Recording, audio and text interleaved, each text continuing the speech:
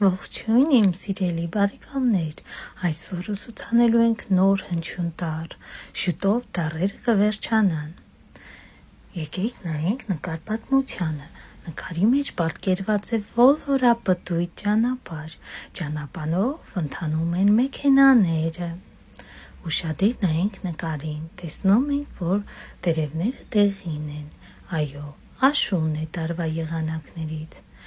Ճնճղուկներ են պատկերված, որոնք նստած են ճյուղին։ Երկու ճնճղուկ նստած է ճյուղին, երեքը մոտենում են նրանց։ Եկեք խնդրի վերացենք։ Ծառի վրա կար երկու ճնճղուկ։ Նրանց միացան ևս երեքը։ Քանի ճնճղուկ ունեցանք ծառի վրա։ 2-ին գումարած 3, 5, ծառի վրա կա 5 ճնճղուկ։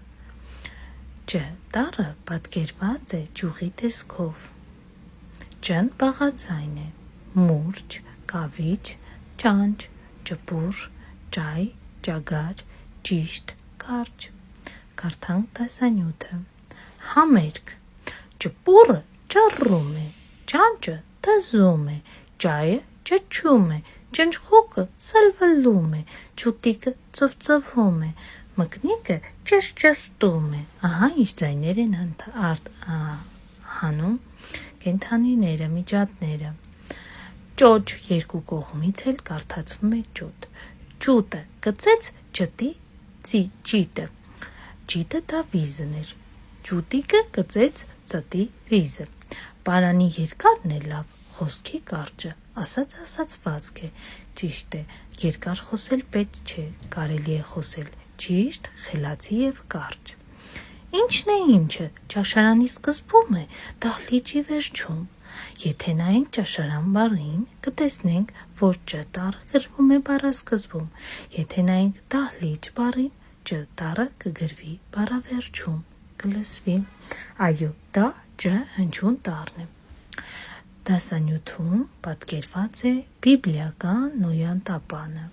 Հիշում եք, մենք նախորդ դասերին անցել ենք։ Նոյը Աստծո հրամանով կառուցել է տապան և զույգ կենդանիներին տեղավորել այդ տապանի մեջ, որպեսզի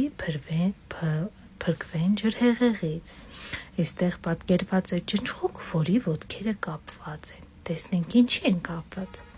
Ճնճղուկը Նոյը կենդանիների բոլոր տեսակներից զույգ վերցնում տապանի մեջ է դնում։ Ջրհեղեղից հետո Նոյը մեկ արձակում է կենդանիների ոտքերի կապերը։ Ճնճղուկը չի համբերում, հենց այդպես ոտքերը կապած թռչում է տապանից։ Մինչ հիմա ճնճղուկը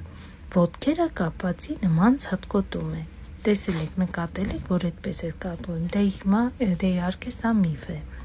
Ճերմակ սպիտակ, ճիտ վիզ հոմանիշներն են։ Աչի ձախ խաղանք, ճամբար, կարճ, մուրճ, լիճ, կամ կարող է լինել անգամ ճիլ, ջյուղ և ճաղ, ճաղավանդակները նկատի ունի։ Տեսնենք, որն է ավելորդը, ճանճ, ճպուռ, ճայ, ճագար, ճնճղուկ։ Օրինակ, ճագարը չի թռչում, իսկ մնացածը թևեր ունեն և թռչում են։ Հիմա գուշակեք, որն է ավելորդը։ Խաչ բառի